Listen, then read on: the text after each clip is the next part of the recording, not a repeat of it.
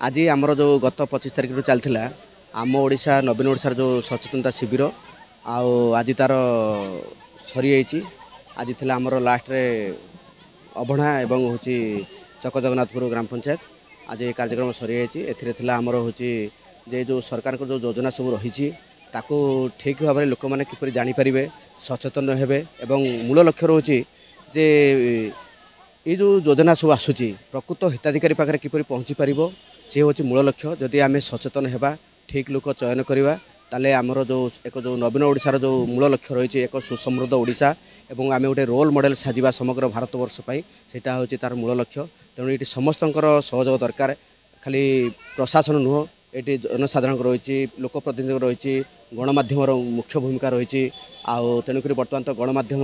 बहुत बढ़िया आमर भूमिका निभाऊँच जो भूल होची सचेतन कराऊँ निश्चित भाव में मु वीडियो हिसाब से मु धन्यवाद दूसरी जे बाहानगर आमर जी मीडिया बंधु मैंने अच्छा से जो जहाँ हूँ ठीक माने लाइमलाइट को आणुंट से हूँ बड़ गौरवर कथा कंस्ट्रक्टिव माइंड सब कम करमर जो लोकप्रतिनिधि अच्छा से सचेतन हेबे निश्चित भाव में प्रशासन सचेतन हम एवं ठीक भाव में आमर मूल लक्ष्य रम निस्वार्थ भाव में कम करवा एवं दुर्नीति दूर रही काम करवा तेबे जाकर आम एक सुस्थ समाज बा जो नवीन ओडिशा रही आमर सफल हम तेणु पुणी थे आपण मध्यम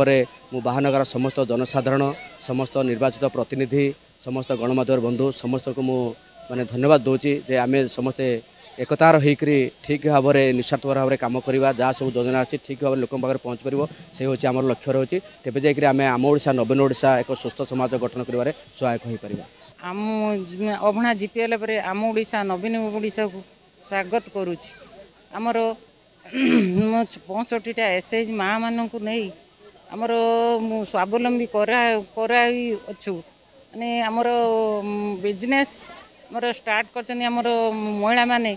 माछ चाष एवं छतु चाष फूल चाष कुकुड़ा पालन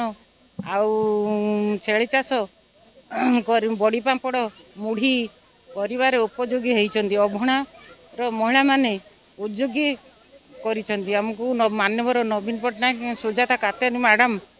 आमको साहाय्य करिथिबारु तांको आमे धन्यवाद जनाउची।